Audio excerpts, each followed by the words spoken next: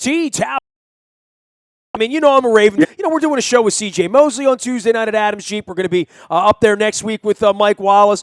I find it very, very hard to believe right now that you're going to convince me that they're going to go on the road back-to-back weeks and win in Pittsburgh and win in Cincinnati in order to get said home playoff game in January. They haven't won on the road since September 25th. And I don't like the way it's trending. I don't like the way it smells, quite frankly. Now, all that being said, they do play the Steelers well. They're not intimidated there. We said all that going to New England last week when they looked kind of outclassed. And they've always struggled in Cincinnati. So even if they get through Pittsburgh, I don't know that any one of these is any easier than the other. And Cincinnati might be frothing at the mouth by the time they get there. And A.J. Green might actually be back in there, and they might actually want to wreck the Ravens season. Yeah, and if you just start with the Steelers, it's easy to watch them play yesterday and think, wow, what a weird team. And obviously we're saying sort of the same thing about the Ravens, but you watch the Steelers, and on any given day, they can just be absolutely dominant. I mean, it's burned into my brain the way they dismantled the Chiefs, who are a pretty good football team. I know they lost yesterday, but, things like that. And then you see them kind of struggle, and it's a field goal offense. And yes, they finished the game off because the Bengals are still the Bengals, and they lose their minds late in games against the Steelers, but, who's to say that those Steelers can't come out and take a 21-3 first quarter lead against the Ravens? I mean, it could happen. That's the kind of explosive team they are. So, they play up or down to their competition. Obviously, this is a rivalry game. No one's, putting this one past anybody. So, yeah, you start with that one and you say, the battle. And even though they have played well, this is a Steelers team that could explode at any point. Might it be the final game for Marvin Lewis in Cincinnati? Yes, I don't think so, but it's possible. So they could give him, an emotional lift in Week 17. I might be at that game if it's Steve Smith's final game. I'd like to be there. So it's just it's like you said, it's really hard to see them kind of going on the road and winning both those games. Well, and then there's just how they've played, right, and where they are with this 10-point lead and that play call, and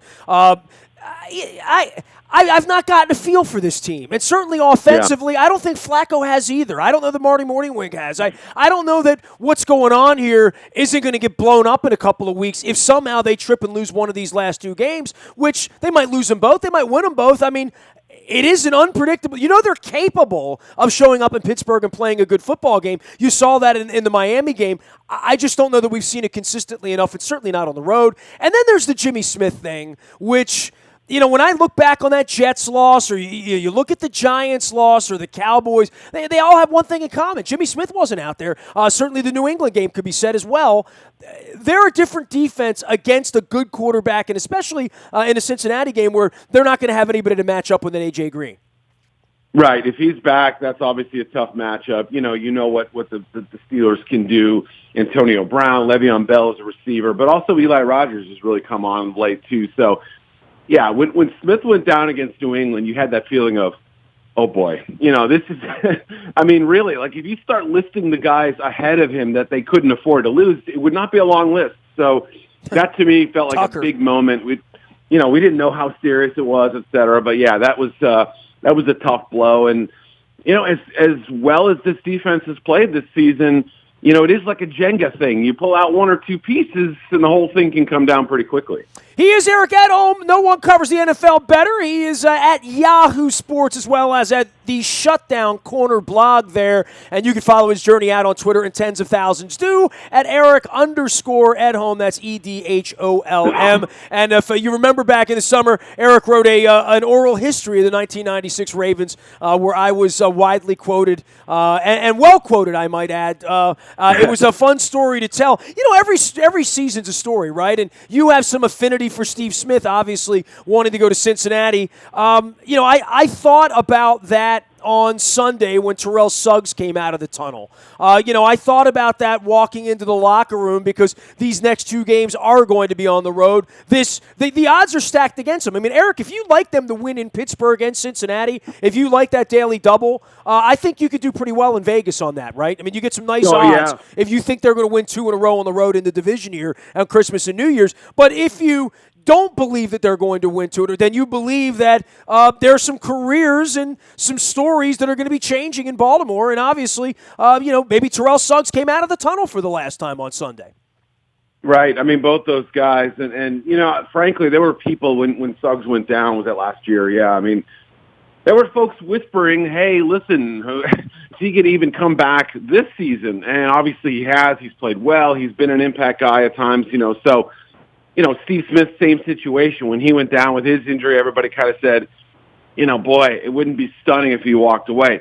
The funny thing is that there are actually some people who are not convinced that either of them are done either. So even though Steve has sort of done his little, finale tour and everything, remember, he changed his mind last offseason. And I don't know that Angie, his wife, would be too thrilled to hear it, but there is at least a slim possibility that he could say, you know what, I'm going for 15,000 yards. I want one more season. I feel like there is unfinished business in Baltimore. He signed a deal that would give him one more year. So I don't know. I thought the throwing the helmet bit last week, I'm a little embarrassed, that got reported. Sure. I mean, I don't know that I would have reported that had I been out there based on how demonstrative it may or may not have been. I just, that's the reason coaches don't want media people into practices, because it's a little absurd. What goes on in a practice should be within the framework of a practice, unless guys are running their mouths about it. I think that's my and I rarely side on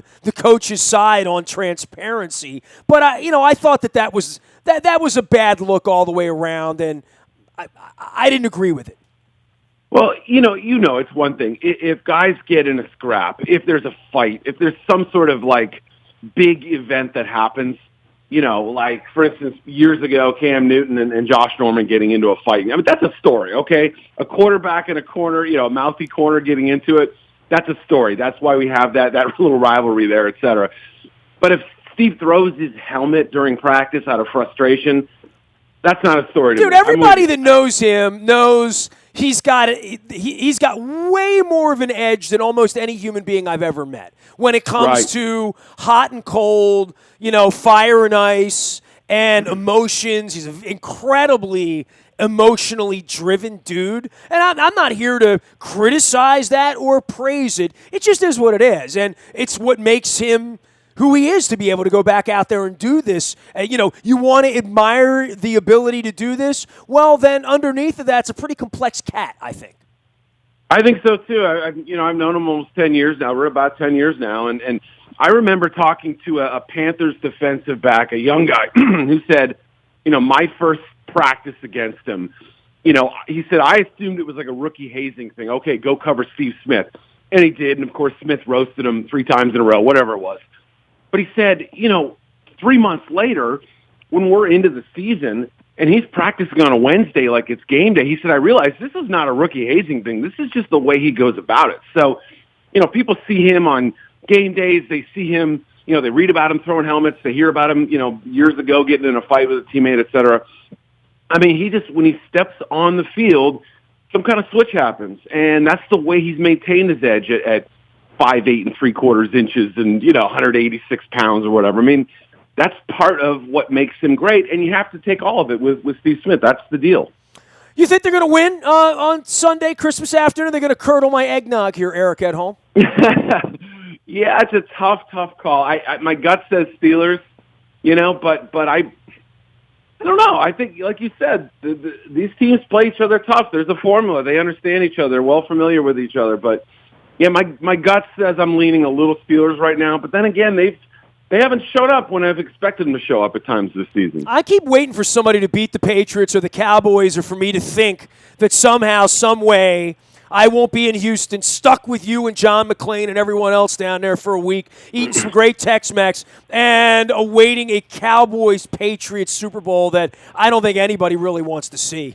Well, that's what's so. But they are the best teams, It would get killer ratings because Cowboys get killer ratings, Patriots get killer ratings, and yet there is that underlying feeling of, really, are we going to do this? I understand. Well, they've never done this, right? I mean, you've got the old America's team, and right. there's love and hate, but I mean, they're the two teams that everybody would hate, right? I mean, I don't know what else to say, right?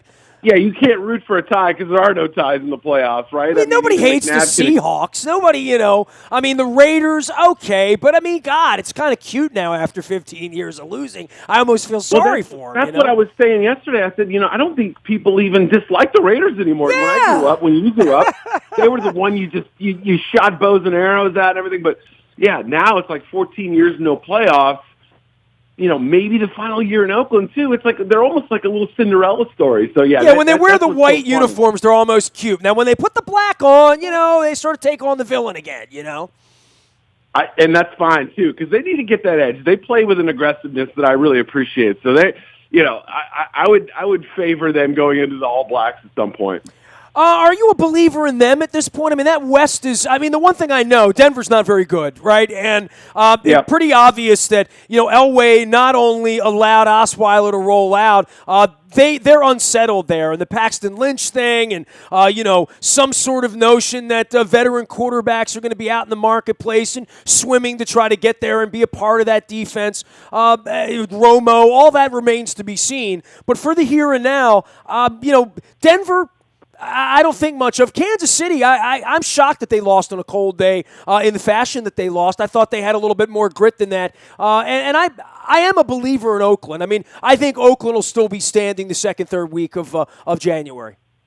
2 weeks ago, obviously, I kind of thought the Chiefs are a team people are sleeping on. This is the team that's going to win that division. They played New England very well in the playoffs last year, Something about that team really, really appealed to me, but I cannot explain how after Tyreek Hill gets a 68-yard touchdown on his first touch, he doesn't touch the football again. I mean, it's just inexplicable to me. I mean, it doesn't make sense at all. This is a guy who can return punts, kickoffs, he can catch the ball, he can run the ball. And they get stopped on a 4th and goal.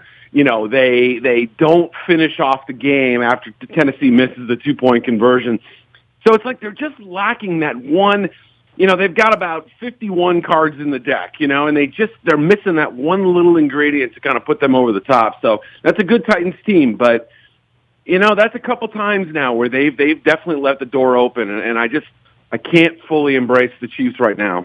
Eric Edholm joining us here from Yahoo Sports and the Shutdown Corner blog. You can follow his journey out on Twitter at Eric_Edholm. And if you missed the 1996 oral history of the Ravens out there, you can definitely check that out off of his Twitter page. If you are a Ravens fan, and I wrote a book about that era, and I love that era of football. Yep. It's a great, great story. And through the holidays, if you're looking for some good reading and you didn't get a chance to read it back during the summer, go check that out as well. Let's go around the league right now, Eric, a little bit. I mean, where are you leaning at this point? Anything striking your fancy above and beyond the obvious, which is, it's the Patriots and the Cowboys, and somebody's going to have to go and beat those teams between now and the third week of January. The rest of them, it's a little bit of I don't believe in the Steelers. I don't believe in the Seahawks at this point in their offense and their defense with that. I mean, there's something to really not recommend most of these teams, because most of these teams, whether it's Atlanta or Detroit or Green Bay,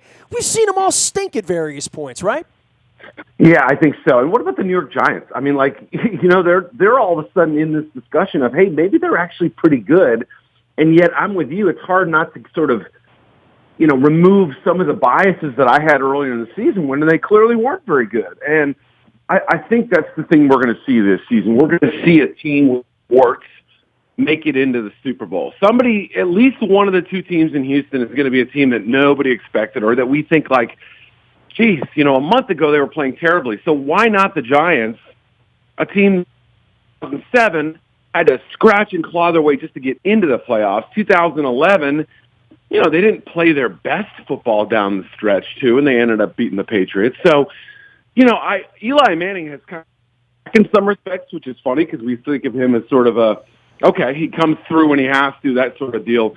But the defense really has stepped up. I don't know that I'm that I'm on board with them as a Super Bowl team, but they're a lot better than I realized maybe even 2-3 weeks ago. Well, when I saw them in the middle of October and we had the skid marks of Odell Beckham on our faces coming down the turnpike, coming home that night, and then went back up there and lost to the Jets the following week, I didn't think that team was capable of being 10-4. And, I saw most of the defensive money they spent as a bit of a bust. And it turned out that, through the long haul, they're a 10-4 football team right now. And another team that I saw this year very recently, the Miami Dolphins, the Ravens keep looking up and the Dolphins are above them. And I mentioned the Jets, who just looked like they tanked and quit the other night. I mean, that was the kind of effort that gets Todd Bowles fired, right? But the Dolphins control their own destiny Christmas week at 9-5.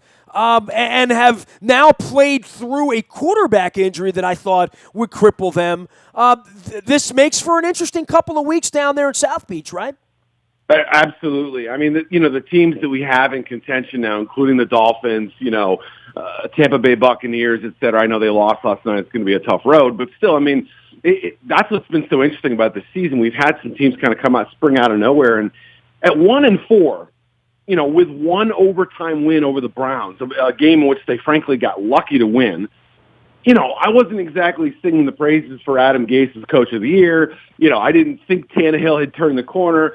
We hadn't even thought of Jay Ajayi as a lead back at that point, but everything's changed. I mean, it's funny, Ravens fans might be listening to this going, wait, the team that we destroyed? Yeah, that's right. That's the one loss they've had since that start, which is pretty incredible. So that was their mulligan. They've been mostly great since. You're right. Gase doing what he's done now with two different quarterbacks.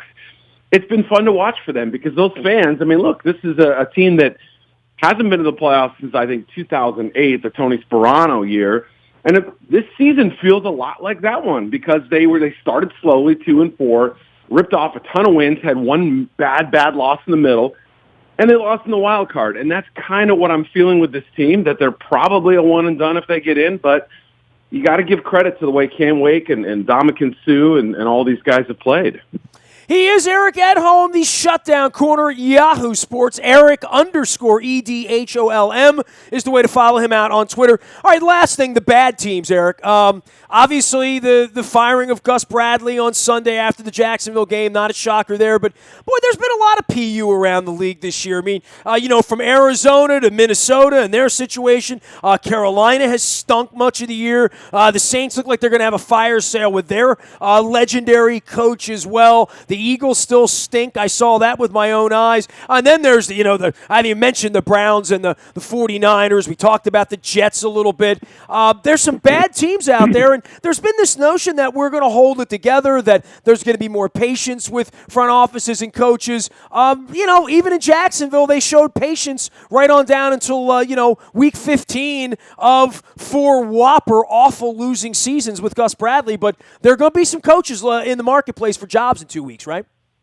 Yeah, there are, and maybe a few more than I realized, too. And Chip Kelly has to be mentioned all of a sudden. I know they've said he's staying, he's going to be here, but now Trent Baalke is pretty much sure to be somewhere else, the GM. So he's gone. That at least opens the door. There's questions about the ownership situation, whether the Yorks might even sell the team, et cetera. So, yeah, that whole situation, now all of a sudden, they're kind of on watch, too.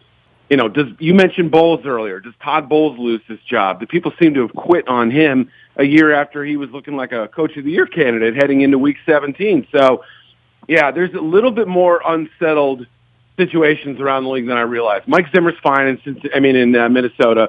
I think Marvin Lewis is going to stay in Cincinnati. Ron Rivera's not going anywhere in Carolina, et cetera. So who knows what's going to happen with Rex in Buffalo, too. That thing's fluid, right? Right. Rex, there's been some whispers that maybe Bruce Arians' wife is telling him to step down with his health issues and stuff. I still think he stays. I think he feels like there's unfinished business there. So there's not going to be 8 or 9 coaching openings, but 4, 5, 6, something like that. I could see it. Hey, man, always great to catch up with you. I hope we see each other in Houston. Who knows? San Diego might be in L.A. and Oakland might be in Vegas by then, right? So we've got all of that nonsense happening, too. Change, yeah. We'll get that Tex-Mex going down in Houston. I'll be down there for sure. I'm looking forward to that. I got a margarita with your name on it. Eric Edholm at Yahoo Sports. He does the shutdown corner. He is Eric_Edholm out on Twitter. I am Nasty at WNST.net. 24 hours a day. Our London trip now on sale. I want to remind everybody it's up there for the holidays. $100 off all week long if you purchase before Christmas. We're trying to save you some money. We have the best rates in the marketplace. I promise you that. Go check it out. It's under the trips tab at WNST.net. Tuesday night, going to be with CJ Mosley at Adams Jeep in Aberdeen. Next Tuesday night, Mike Wallace will be joining us. We'll be swabbing for the Bone Marrow Registry, and for There Goes My Hero and the DKMS there, as well as celebrating the holiday before heading to Pittsburgh this weekend. The Buy a Toyota Audio Vault is there 24 hours a day from anywhere in the world. For anything that you miss, you can listen live. You can download the TuneIn Radio app. It's all brought to you by buyatoyota.com. Our morning newspaper ships to your email inbox at 7 a.m. each and every morning. That is powered up by Planet Fitness and PlanetFitness.com. Still $10 a month to get in shape and work off all the cookies. I have started in on the butter cookies. I'm not going to lie to you. I have had cookies this weekend. I'm going to continue to have cookies all week. And Planet Fitness for $10 a month can help you work that off. Last but never least, breaking news happens first on the WNST Text Service. That is brought to you by Coons Ford of Security Boulevard. And Dennis Colossus will be here on Thursday, driving you home, getting you ready for the Yuletide Mistletoe Cheer all weekend long. It is the SSV on WNST 3 to 5 on Thursday. They also sponsor our WNST Tech Service where you get that breaking news first. We are WNST.net, AM 1570 and WNST Towson, Baltimore, and we never stop talking Baltimore sports.